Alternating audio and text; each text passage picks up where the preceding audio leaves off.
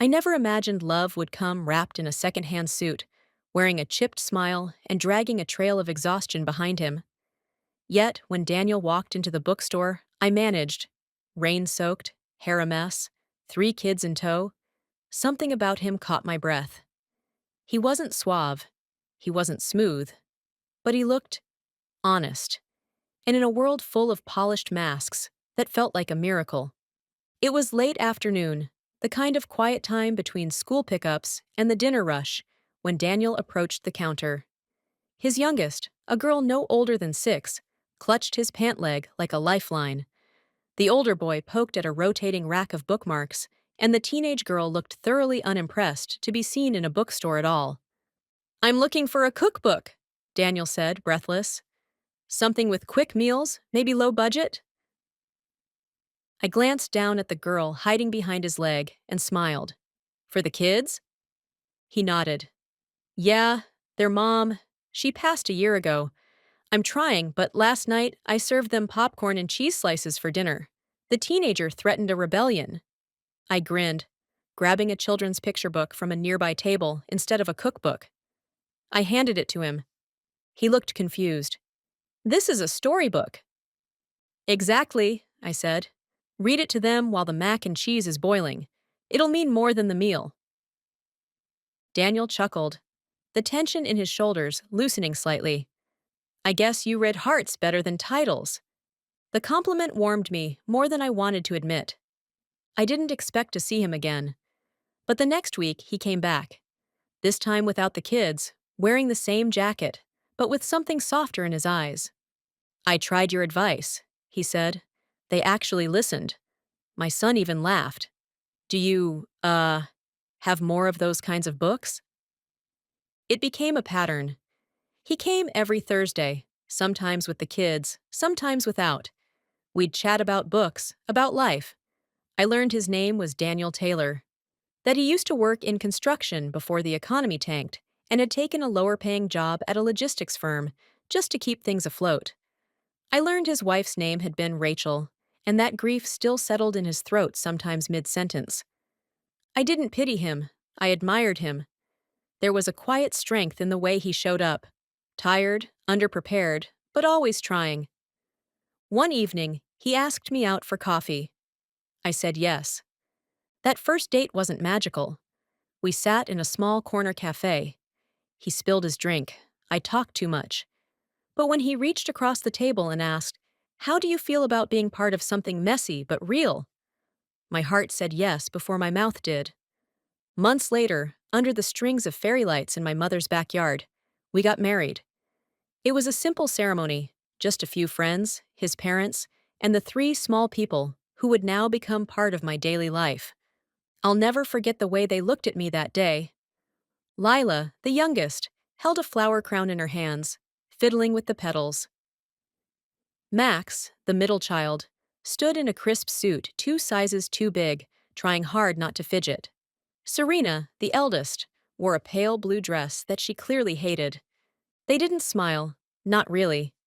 They watched, carefully. I bent down before the ceremony and looked at them one by one. "I know I'm not your mom," I told them, "and I'm not trying to replace her. But I want you to know, I choose all of you, not just your dad. I want to be here, for all the school days and sick days, for stories and fights and whatever comes next. I will love you like you were mine." None of them said a word, but Serena's eyes blinked rapidly, and Lila gave me the smallest of nods. That was enough. The wedding wasn't perfect. The DJ was late. The cake nearly collapsed. Daniel forgot the vows he'd written and ended up reciting a grocery list before catching himself. We laughed until we cried. But beneath the jokes and spilled wine, there was something sacred about that night. I married a man with a history. I married into grief and leftover lunchboxes, into tantrums and trauma. But I also married into potential, a chance to build a life, not from scratch, but from scraps of what had been broken. As Daniel held my hand during our first dance, his other arm wrapped around Lila, who had insisted on joining, I felt something I hadn't in years. Hope. "I promise," I whispered into the warm summer night, "to love you protect you, and raise you as if you were my own. They didn't respond. Not then. But I meant every word, and I kept that promise, longer than they ever realized. The honeymoon phase didn't last long, but not because we stopped loving each other. It's just that real life, especially life with three grieving children, doesn't leave much room for candlelit dinners or weekend getaways. My days became a carousel of packed lunches, scraped knees, forgotten homework, and trying to learn the difference between Minecraft and Roblox before Max decided I was too lame to live. I wasn't just a new wife, I was a new mother, and though I wore the title like a badge, it took time to earn it. Serena, at 14, was the hardest. I understood. She had real memories of her mom. Her grief was sharp, not faded by time.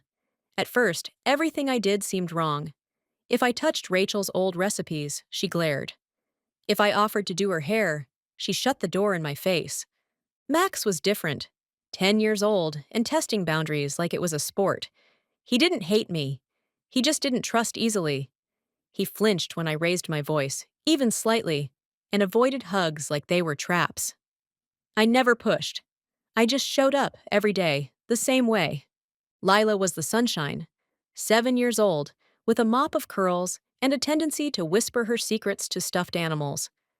She followed me around constantly, called me Miss Maya at first, then just Maya, and eventually, one day in the middle of making pancakes, Mom.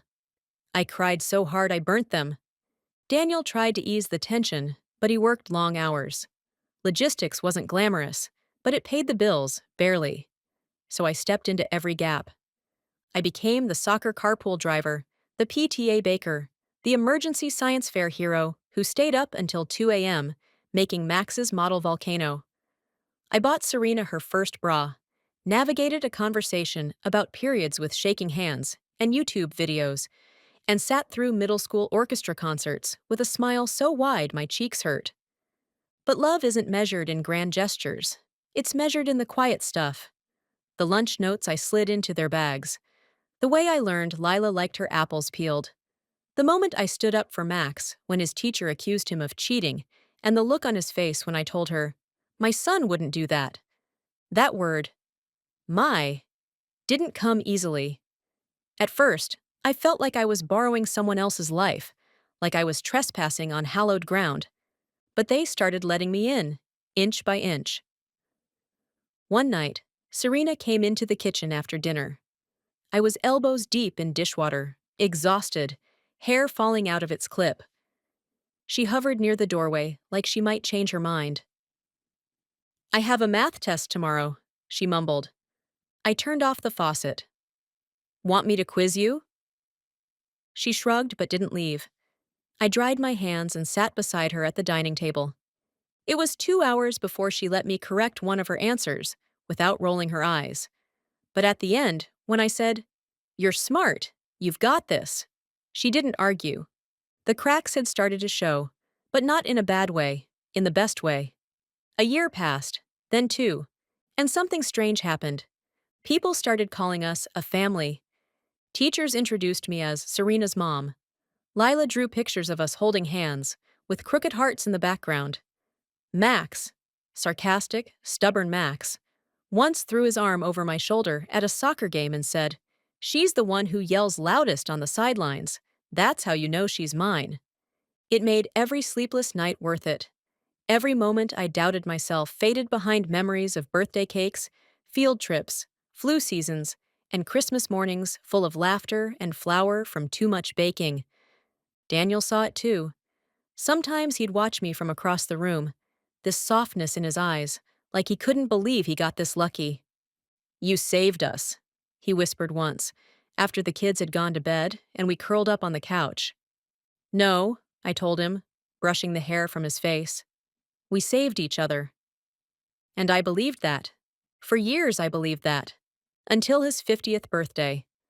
Until everything I had built, every bedtime story, every scraped knee, every "I love you," came crashing down with a single word. A word that stung sharper than any insult. Maid. The morning of Daniel's 50th birthday started the way most of my days did. Before dawn, in the kitchen, with a to-do list longer than the grocery receipt I kept folded in my purse. I wanted everything to be perfect, not just nice, not good, perfect. I had spent the previous week organizing the surprise party with precision that would make a military strategist proud. Daniel had no idea. That part I was proud of. He thought we were going out for a quiet dinner, just the two of us.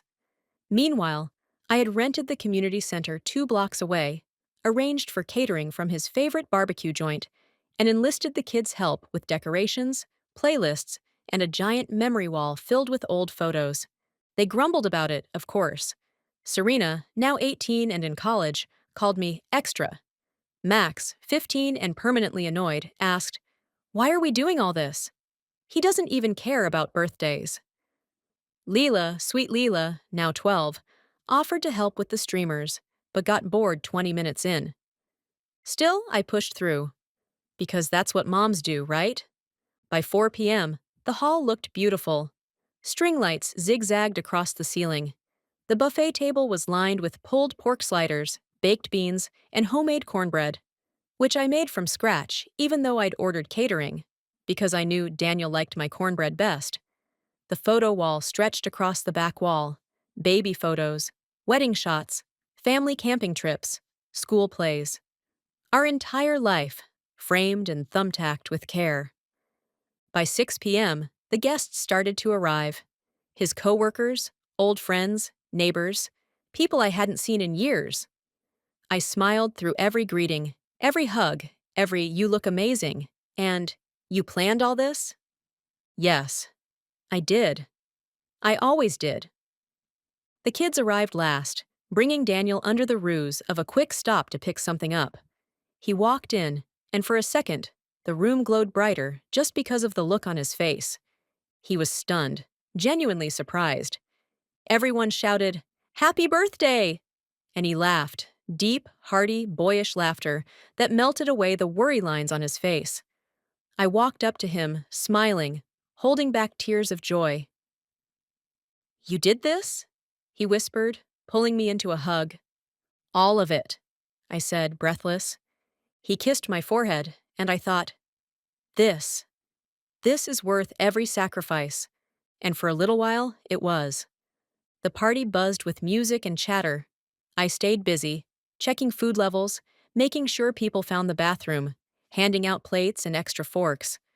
At one point, I noticed Serena standing near the drink table, laughing with 2 of her college friends. I walked over to ask if they'd tried the sweet tea. That's when I heard it. "She's like, always hovering," Serena said, sipping from her cup. "My dad's Maid, basically." The word echoed in my ears like a gunshot. "Maid?" Her friend laughed. "Oh my God," the other girl said. "I thought she was the party planner or something." I didn't move. Couldn't breathe. For a split second, I hoped I misheard. That maybe she said "made," as in, she made everything, or some twisted variation. But no. "She does all this stuff for him all the time," Serena continued. "Cooks, cleans, organizes. I mean, yeah, she married him, but she's not really like, you know, my mom. Not really." And that was it. The quiet shatter of everything I had built. I turned and walked away, heart pounding, eyes stinging. I didn't confront her. I didn't cause a scene. I just stood in the kitchen, behind a swinging door, clutching a tray of mini cupcakes, trying not to drop them as my hands trembled. Not a mom, just the maid. 1,000 memories rushed through me. Christmas mornings, school pickups, sleepless nights, their first heartbreaks, report cards taped to the fridge. Not a mom. I wanted to scream, but instead, I put the tray down and walked to the bathroom, locked the door, and let the tears come. Hot, silent, searing. When I returned, the room was still full of laughter. Daniel was laughing with an old coworker. Max was joking with the DJ. Leela was dancing. No one noticed the storm inside me. And that hurt more than anything Serena had said. Because I had given them everything, everything. And in return, I had become invisible. The maid. The next morning, the house was full of empty cups, crumpled napkins, and the kind of silence that follows a storm, quiet but heavy. Daniel was still asleep, blissfully unaware. The kids? Either passed out or glued to their phones. I sat at the kitchen table with my coffee, lukewarm, untouched. My phone buzzed with thank you texts from guests. Great party! You're amazing, Maya! Daniel is so lucky! I stared at the messages and felt nothing. Because they didn't know. They hadn't heard what I heard. They didn't see the look on Serena's face when she reduced me to a domestic accessory, a background character in a life I had poured my soul into. I hadn't said a word about it to Daniel the night before. How could I? Happy birthday, by the way. Your daughter thinks I'm your maid? No, I swallowed it. Just like I had swallowed so many things over the years. Small slights, forgotten thank yous, being left out of Mother's Day cards and school awards. I told myself, they're kids. They're grieving. They don't mean it. But they weren't kids anymore. And I wasn't just grieving their mother's absence, I was grieving the loss of what I thought we had built together. By the time Daniel stumbled into the kitchen, rubbing his eyes and smiling like the world was perfect, I had made up my mind. Morning, birthday boy, I said, forcing a smile. You made coffee? You're a saint, he said, leaning in to kiss my cheek. I let him. He sat down, scrolling through his own messages, grinning. Seriously, you crushed it last night. Everyone's saying it was one of the best parties they've been to in years. Glad to hear it, I said, staring into my mug. You okay? He asked finally, glancing up. I need to talk to you about something, I said, keeping my voice steady. He put the phone down. What's wrong? I told him. Not everything, just the part he needed to hear. What exactly did she say? He asked, frowning. I repeated it, word for word. Daniel rubbed his temples and let out a long breath. God, I'm sorry, Maya. That's awful. But come on, you know she didn't mean it. I stared at him. Didn't mean it? She said it casually, like it was obvious, I said. That's what hurt the most. She's 18. They say stupid things. You've done so much for them. She knows that, deep down. I shook my head. No, that's the problem, Daniel. I don't think she does. And it's not just her. Max barely talks to me unless he needs something. Lila still hugs me, but even she calls me Maya now, not Mom. Do you know how long it's been since any of them said thank you or I love you? Daniel was quiet.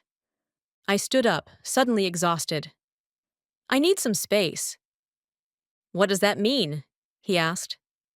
It means I'm tired. I'm tired of being the glue that holds everything together while no one notices the cracks in me. Maya, I'm not leaving, yet, I said. But I'm done pretending this is okay. I won't be the unpaid help in a house I helped build. I walked out of the kitchen before he could answer. That afternoon, I didn't do laundry. I didn't make lunch. I didn't clean the counters or refill the fridge or remind anyone of their appointments. I went to the library, sat by the window with a journal I hadn't written in for years, and asked myself a terrifying question. Who am I if I'm not their mother? For so long, my identity had been defined by service. Nurturing, cleaning, fixing, giving. I had lost myself in their lives, convinced that love was measured in effort. But now, it felt like I had been loving a wall, pouring everything into it, only to have it stay blank and silent. That evening, I returned home to a quiet house. Daniel was in the den. The kids were upstairs. On the dining table sat a plate of reheated pasta and a note from Lila in curly handwriting. Sorry I didn't help clean after the party. I was tired. Your cornbread was my favorite. I love you. Lila. My eyes filled with tears. A crack of light. Small, but real. Maybe they weren't all blind. Maybe some part of my love had seeped in through the years, even if they couldn't always say it. But one apology wasn't enough to mend everything. The damage was done. And now, I had to figure out what came next. Not just for them, but for me. Because I had spent a decade loving these children like my own. And I refused to be treated like the maid ever again. Over the next week, the air in the house shifted. I didn't announce a rebellion. I didn't slam doors or leave passive-aggressive notes. Instead, I simply stepped back. No more waking up early to pack Max's lunch. No more reminders for Serena's laundry or Lila's forgotten science project. Dinner, cooked for two, me and Daniel. If the kids were hungry, they could figure it out. The house slowly revealed what I had long kept hidden, just how much I had been holding together by myself. On the third day, Serena called from campus. Maya, have you seen my laundry? My white shirt for the internship orientation is gone. I took a breath. No, I haven't. Have you checked the basket where you left it last week? Silence. Oh, okay. Then she hung up. For once, I didn't feel guilty. That weekend, I booked a pottery class at a community center downtown. It was something I'd always wanted to do, but told myself I didn't have time for. Daniel raised his eyebrows when I told him I'd be gone for a few hours. Pottery? Yep, just trying something new, I said. He smiled. Good. I think you deserve it. I nodded. But deep down, I wondered if he understood just how much I needed this break. Not from them, but from the version of me I had let myself become. At class, I met a woman named Colette. Mid-50s, bright scarves, louder laugh. She'd been through 2 divorces and was now working at a bakery she'd opened on her own. I spent 15 years taking care of a man who thought appreciation was letting me pick the Netflix movie once a week, she said with a wink. One day, I looked in the mirror and didn't recognize the woman I saw. That's when I started choosing myself. Her words rang in my ears as I shaped clay on the wheel. Choosing myself. I had spent a decade choosing everyone but myself. That night, I sat on the back porch with a glass of wine, watching the sky darken. Daniel joined me quietly. The kids, they noticed, he said finally. I glanced over. Noticed what? That you've been different. Serena asked if she upset you. Max asked if you were mad at him. Even Lila seemed confused that you didn't remind her about her school trip. I sipped my wine. Did you tell them why? I tried, but honestly, I don't think I fully understood until now. He reached over, took my hand. Maya, I'm sorry. I didn't realize how much we all took you for granted. I saw you keeping things together and just assumed you were okay doing it. I never stopped to ask how it made you feel. Tears welled in my eyes, not because of the apology, but because it was the first time he truly saw me. I don't need grand gestures, I said, but I do need respect. I need the kids to understand I'm not just some live-in caretaker. I've loved them like my own. But I'm not going to keep pouring myself into people who only see what I do, not who I am. He nodded slowly. I'll talk to them, he said. And more than that, I'll show them. It starts with me. I squeezed his hand, uncertain but hopeful. The next morning, something strange happened. Max knocked on my door. Actually knocked. Hey, he mumbled. I made pancakes. They're probably bad, but I wanted to try. On the plate was a half-burnt, lumpy pancake, but it might as well have been a 5-star breakfast. Later, Serena texted me a photo of a bouquet. Ordered this for you. It's not much. But I'm sorry, you've done more than I ever thanked you for. I didn't mean what I said at the party. I was being stupid. I stared at the screen for a long moment, then replied, Thank you, that means a lot. And finally, Lila slipped a note under my door that night. Maya, I know you're not my first mom, but you're my mom. I hope you know that. I'm sorry if I forgot to say it. I cried. I cried not because the apology erased the pain, but because maybe, just maybe, I hadn't failed after all. Maybe love wasn't about being perfect or always appreciated. Maybe it was about planting seeds, even when the soil looked barren. And now, after years of invisible giving, something had finally begun to grow. Weeks passed. The rhythm of the house changed. Subtle at first. Serena started rinsing her dishes without me asking. Max took the trash out twice without being told.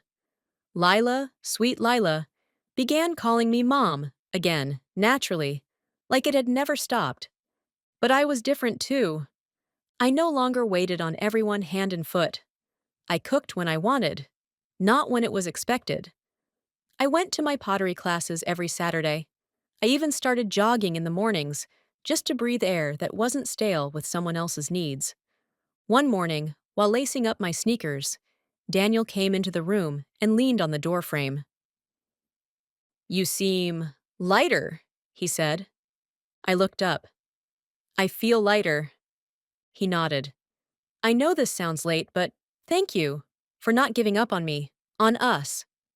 I smiled, but there was something else I needed to say. "I didn't just need your apology, Daniel.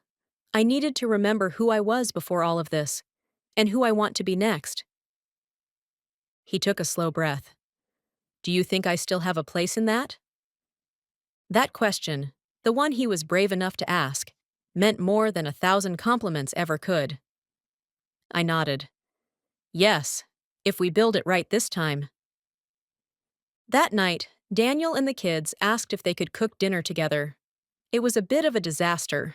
Burned rice, undercooked chicken, but the laughter in the kitchen made it taste better than anything I could have made on my own. Afterward, as we sat around the table scraping our plates clean, Max said something that stopped me mid-bite. "I used to think love just meant being there, like, physically. But you were always really there, Maya, even when I didn't notice." Serena chimed in. "You stepped in when we were so broken we didn't even know what we needed. I'm sorry for what I said at Dad's party. I was angry and thought it made me strong to act like I didn't need you." Lila simply reached over and squeezed my hand. No parade, no dramatic music, just realness, honesty, connection. And that was enough. Later that evening, I stood in front of the mirror brushing my hair. The woman looking back wasn't just a mother or a wife. She was Maya. She had dreams, depth, scars, and strength. And finally, boundaries. She no longer needed to earn love through sacrifice. She no longer had to prove her worth by making herself small. She was no one's maid. She was a mother by choice, a woman rediscovering her power, a heart that had loved fully, hurt deeply, and still stood tall. We threw another party for Daniel's birthday, this time smaller, more intentional. No balloon arches, no over-the-top catering, just close friends, music, and homemade food. As guests mingled and music played softly in the background, Serena raised a toast. "To my dad," she said, "for aging gracefully. And to Maya, for being the strongest woman I know. This house runs because of you. We run because of you." Everyone clinked glasses. I looked around the table, at the faces of the children I had raised, at the husband who had finally learned to stand beside me, not just behind me, and felt something I hadn't in a long time. Home. Not the kind built with bricks and chores and routines, but the kind built with recognition. With choice. With love that doesn't demand you become less to give more. That night, when the dishes were done and the laughter faded into candlelight, Daniel came up behind me, wrapping his arms around my waist. "Still think you're just the maid?" he whispered playfully. I leaned my head back against his shoulder, smiling. "No," I said softly. "I think I'm finally the woman of this house." If this story resonates with you, hit the like button and leave your story in the comment section. And of course, subscribe to my channel for more real, raw, and ridiculous stories.